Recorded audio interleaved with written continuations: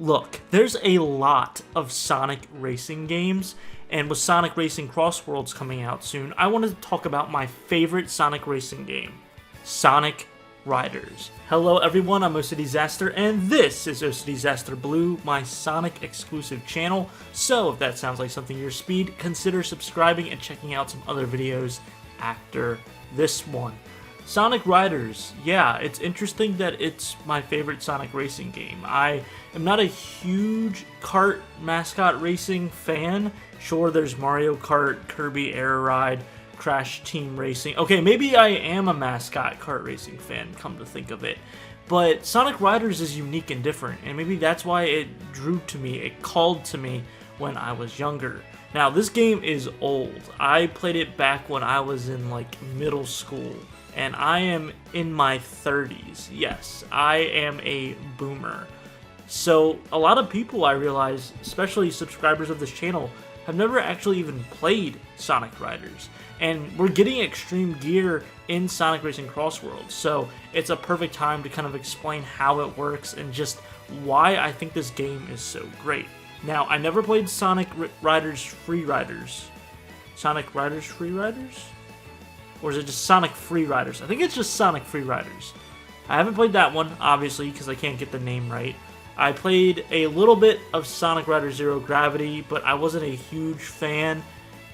I really liked the first one. The first original one for the GameCube.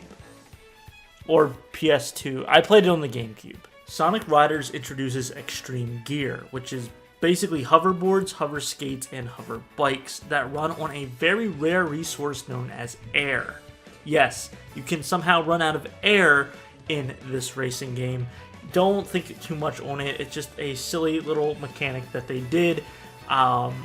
Listen, what did you want them to do? Fuel emissions? Like, that's just not environmentally friendly. So they went with air. It's a little bit silly, but as a kid, you look past it, and you use these hoverboards to move around.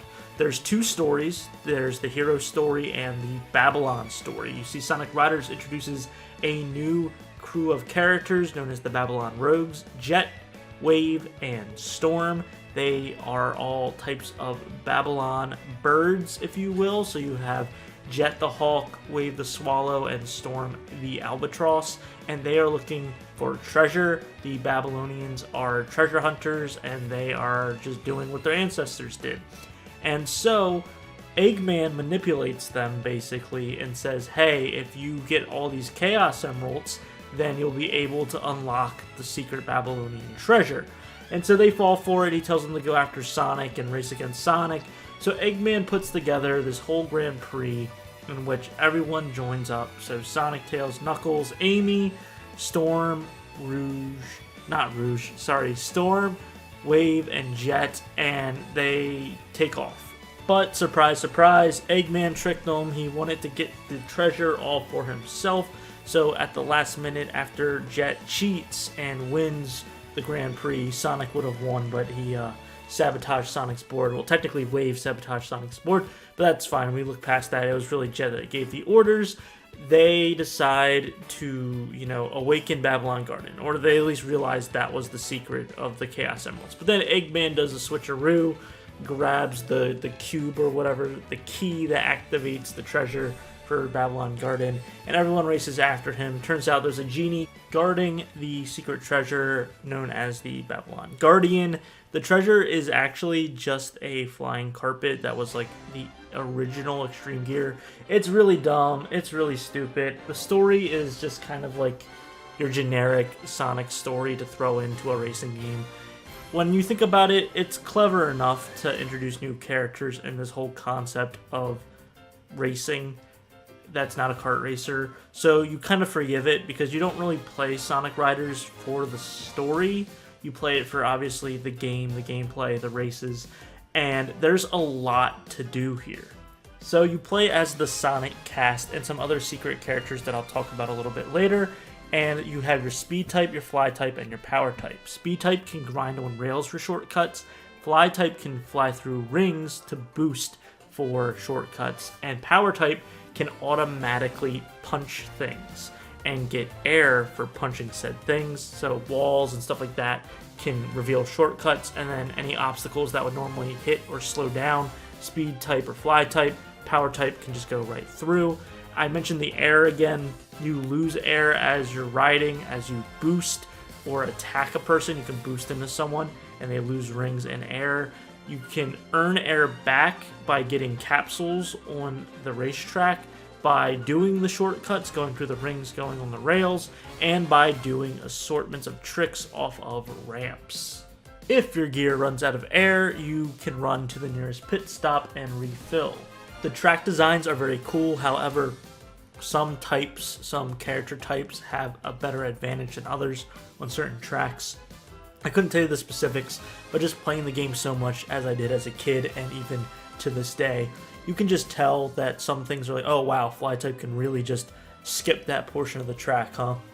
And that's fine. The track design's very cool. You have very unique tracks. You have about 6 regular like day tracks, and then you have the reverse of that when you're doing the Babylon story, and then as you complete those courses in the Babylon story, you unlock them for your free races and time attacks and stuff like that.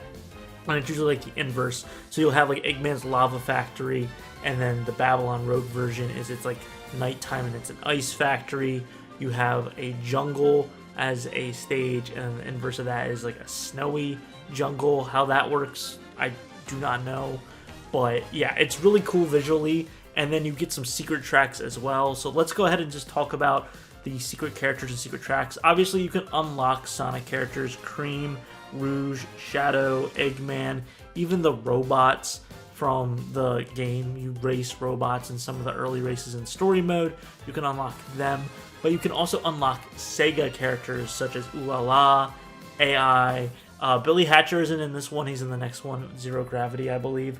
But you gotta remember, this was before Sonic Sega All-Star Racing, or Sonic Sega All-Star Racing Transformed. So this like was the original crossover of Sega and Sonic characters being in racing games, to my knowledge. You could play as Knights. To unlock the Sega characters, you had to complete all of the missions in Sonic Riders. So each stage out of, I believe it's 12 stages, had 5 missions each. So 12, 24, 36, 48, 60. That's 60 missions. Some of them are very difficult. Some of them are very easy. You have to get through all of them to get the characters. But the most annoying character to unlock isn't actually Supersonic. Supersonic, if you get all gold in all those missions, you can unlock Chaos Emeralds as a like racing equipment, as an extreme gear. And if you play Sonic and equip that, he goes into Supersonic and he's broken. He gets all of the types. He gets fly type, power type, and speed type all in one race. So that's pretty busted. The only thing is he doesn't run on air, he runs on rings. So if you run out of rings, then you're best out of luck. So that's the only thing that kind of like balances it out a little bit. But what's actually the most difficult is unlocking one of the robots. There's E10000G and E10000R. I can't remember which one is which, but one is you have to play like 10 hours total of Sonic Riders, and it's got to be like playtime. It's not like just keep your system on all night and keep it running like we would do for Melee to unlock Mewtwo.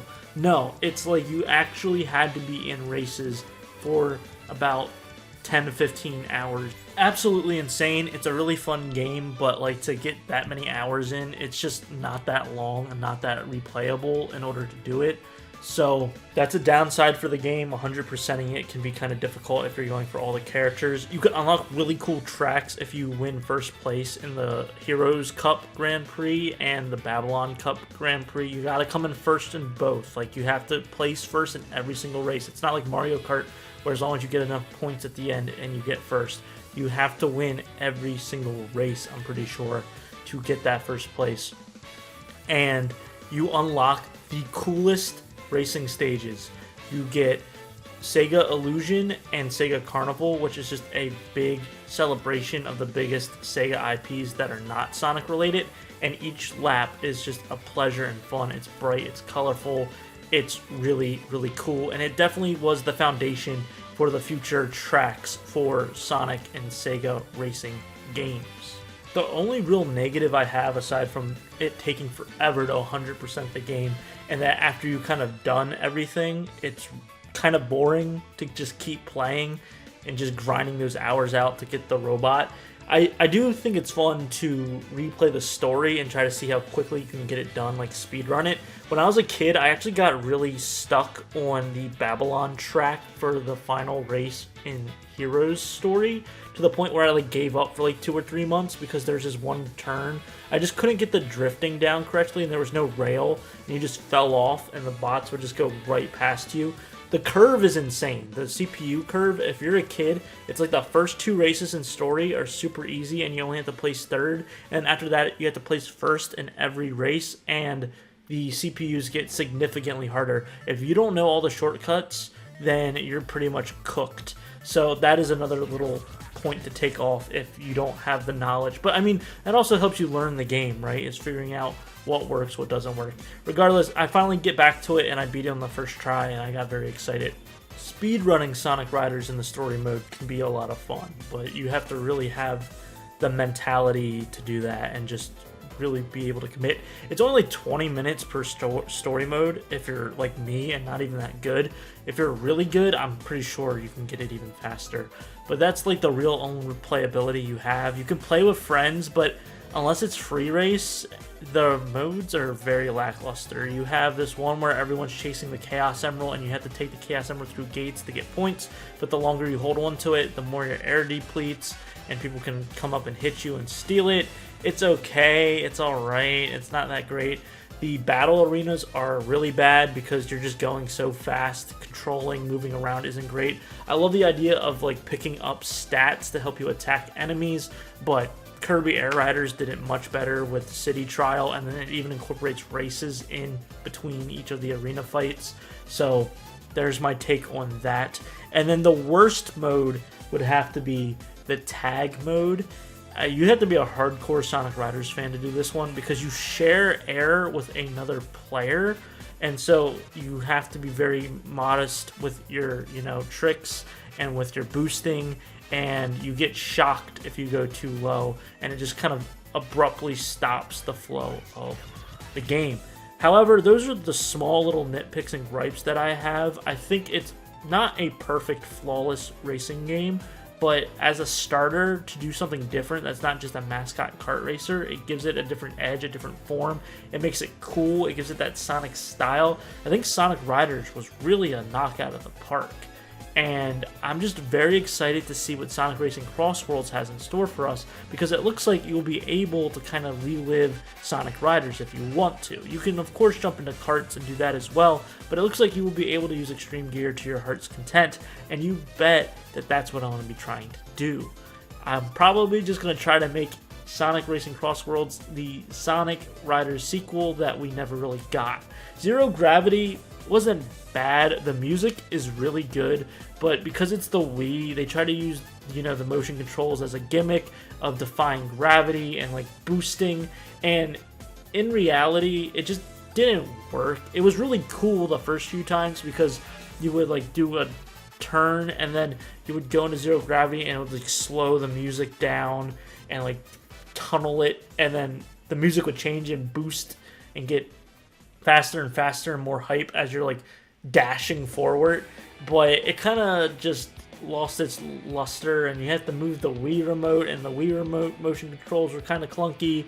The graphics for the Wii were not all that impressive, so I kind of just dropped it and then never really looked back at any of the other Sonic Riders games, because the only other one was Free Riders, which apparently was really, really bad for the Kinect because, the Kinect. So I'm very excited to see what the Extreme Gear has in store for us for Sonic Racing Crossworlds. What about you guys? Let me know down in the comments below. Did you ever play any of the Sonic Riders games?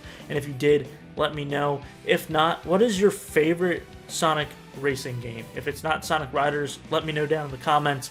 I'd love to hear all your guys' thoughts and opinions on this. if you love the game, if you hated the game, if you think some Sonic Racing games are better than the others. Let's have an all-out brawl in the comment section. I'm just kidding. Keep it civil. Keep it nice. Be polite to everyone. You can have a different opinion. It's okay. I want to reiterate that. It's okay to have a different opinion than someone else.